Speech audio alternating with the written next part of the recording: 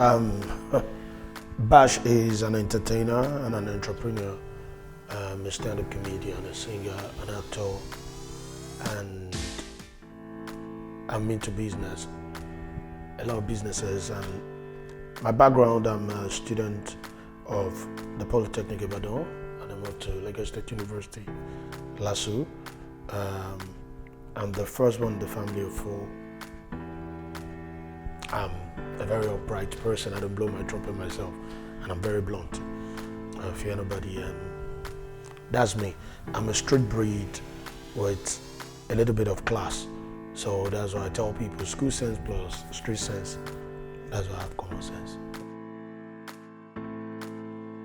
Growing up was tough. Poverty was like wife me, but yeah, I will survive it. Growing up made me understand humility, hard work, tenacity, being yourself, and always stand with your words. So I grew up in Shomolu Bariga. I live in other parts of Lagos, Bagada, Akoka, Ibadan. I've been to every state in Nigeria, so I understand. My growing up was tough, but I love it. If I have the opportunity of coming back, the only thing I'll just remove from it is the poverty. Aside that, I love my growing up. It was fun all through. Comedy is everything. I tell people comedy is the hardest job in the world because you just have to be on point and make sure you always do it right. And the game is changing. We're just starting in Nigeria. It's evolving. I can recollect vividly, we now have music comedians, the likes of Kenny Black, Just Too Funny, My God. We have, like I tell people don't understand comedy have different genres, and just like music, we have people that do hip-hop, rap and stuff like that. Comedy, we have comedians that do witty jokes, they're very spontaneous. Then we have the ones that are like social commentators, people like Godons, Alibaba, myself, Acapella, Sheilo, Kofi the Guru, and the likes of them. Then we have comedians that do music comedy. I just mentioned the other time, Kenny Black, Just Too Funny. Then we have the comedians that are actors that talk with their body, like Mr. Ibu. His look is off the hook. So it's different. Comedy is everything. Comedy is the hardest job in the world, especially to make Nigerians laugh. So it's the toughest job. It's the toughest job. Comedy is everything. Comedy has helped me. Comedy is life. I'm a businessman. I'm not just a stand-up comedian. I keep my things secret. I have a car company, Reliable Motors. I have a lounge. I'm working on one too, and I'm into other businesses. I have some in planning. I have two that are running already. Unique Entertainment is my comedy company. That's not, I have a record label I'm working on. It's called the Animal Kingdom. They will be producing my music, and very soon we'll be signing up new act. Unique Entertainment is the one in charge of the comedy part of the brand, like my stand-up comedy show, my comedy CD, comedy is Unique Humor. Animal Kingdom are the one handling my music.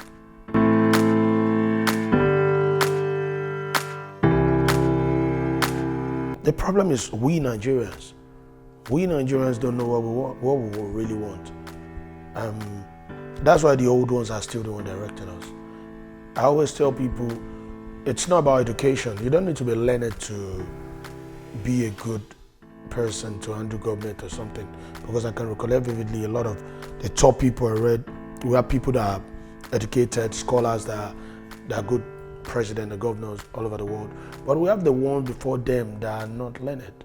I don't think Jesus Christ is a graduate, and that's Muhammad.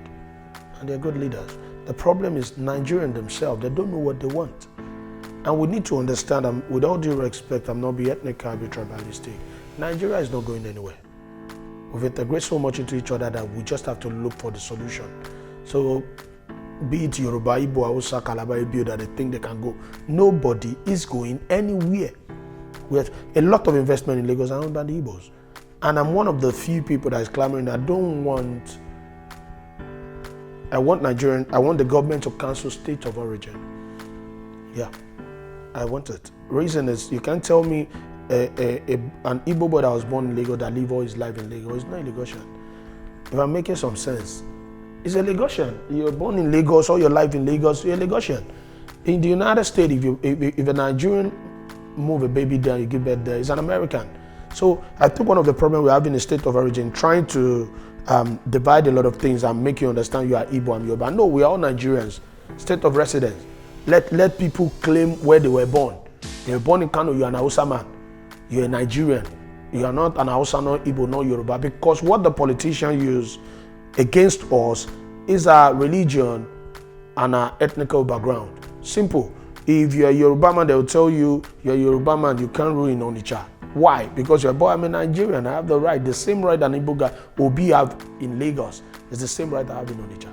So we need to move those things apart. Secondly, why I said Nigerians are Nigerian problem is when Buhari said Nigerian youths are lazy. A lot of us are like, fight for yourself.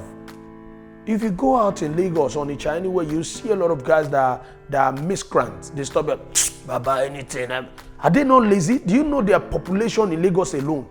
Nobody is talking about it.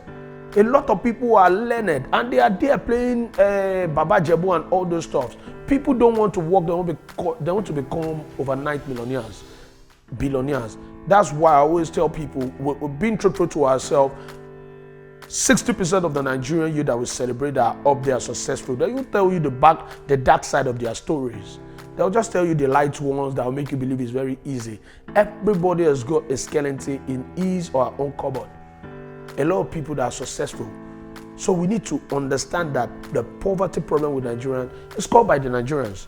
Because Nigerians, we don't teach integrity, we don't teach honor again, we don't teach ethics, we don't teach culture. What we teach now is money, money, money. That's it. So Nigerians are Nigerians' problem. Because those that really knows are not from Ghana, now they are Nigerians too. So that's it. Comedy have solved a lot. Entertainment have helped Nigerians so much.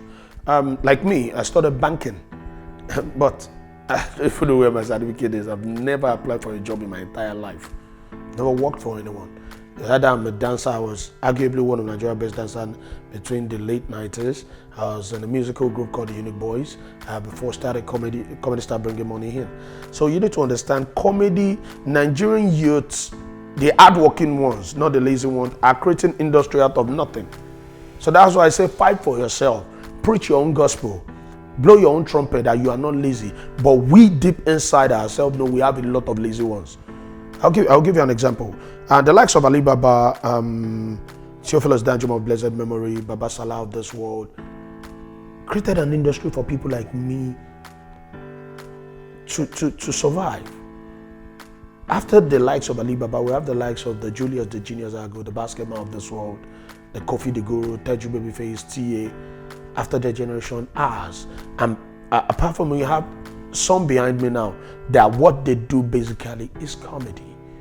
Kenny Black, oh my God, I may be a senior colleague to them, but my generation, like myself, Sheilo, and the likes of guys, Acapella, Shakara.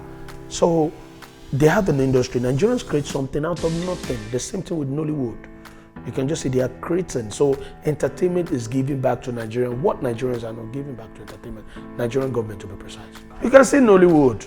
You see Hollywood there. Bollywood.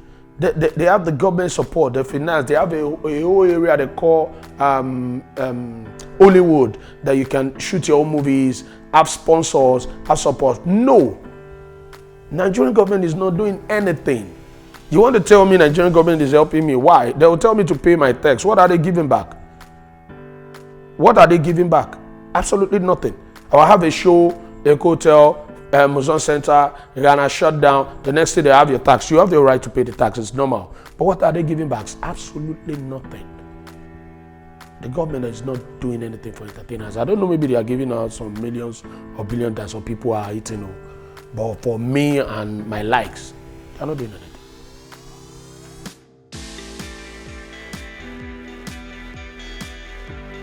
We had the parking issues. I have a show in Museum Center, and I got there to a lady, and she was like, "Who is this? Well, you move your, women generally." The next thing she's going to do, the president of our house was just like, pow. And like an African, if I want to act like an African man, I just walked away. I left the car there. I didn't move it because of that. Why people are like, madam, what you do is right. I just moved, went in. And you know the funniest thing? The reason she got the ticket to come with her husband is to come and with Bash. She did not know she slapped back. So after my performance, she walked up to me and was like, Emma Binu, I'm sorry, I keep opposing because you move with my family, I'll have a picture, and that's all. And after that, I have event for them times with that number. So I chop free slap. A lot of times, a lot of my colleagues see me as a threat and don't put me on their platform, especially the senior colleagues. It's still up until now, but I'm not angry. They know how good you are. I used to tell comedy is like football. People have the football club they pay for. But there are some players you don't want in your team because you think they're a threat. And Eden Hazard will not want the name in Chelsea. You'd rather leave. Yeah, write it down. It's a normal thing. So that's just the offer me that some senior colleagues are not being very straightforward. Just like every other business. Comedy is a big business. It's a serious business. So that's just the only offer. Aside that, I'm a very lively person. I enjoy myself. I know they pass my boundary. I'm like, it's Daniel. No good to do pass yourself. I believe if I have 100 naira, I should leave like I have 10 naira. So that if the 100 naira is not coming, it's 16 naira, nobody will know.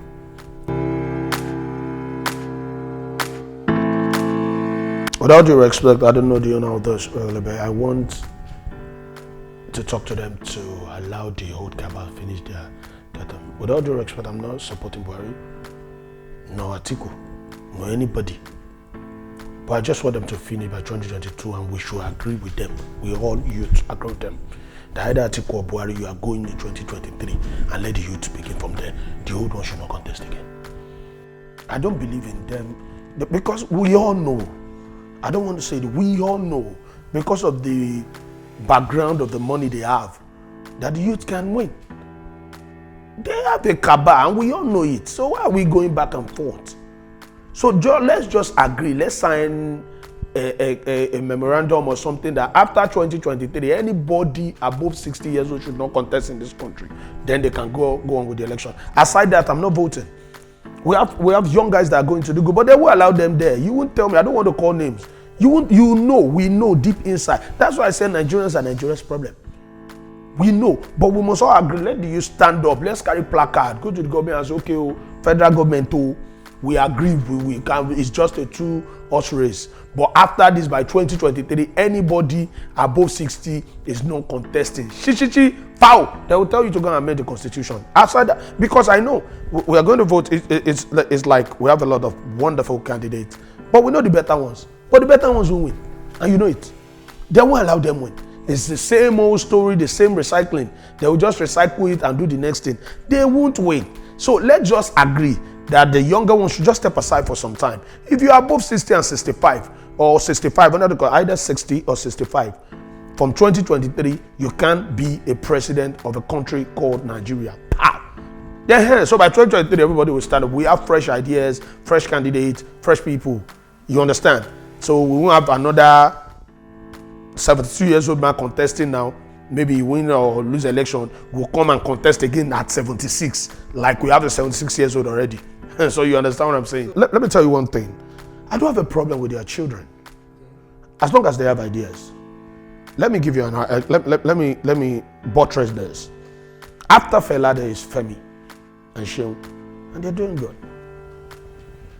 After the older, the great Fani Kayode, we have Femi Fani Kayode now. It's doing good.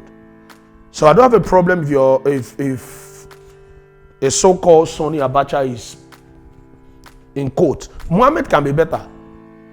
So I don't have a problem with that. But as long as they have ideas, I don't have a problem with them bringing in that. Like every other, politics is not an occupation, but every other style in life, your son or daughter must continue from where you stop.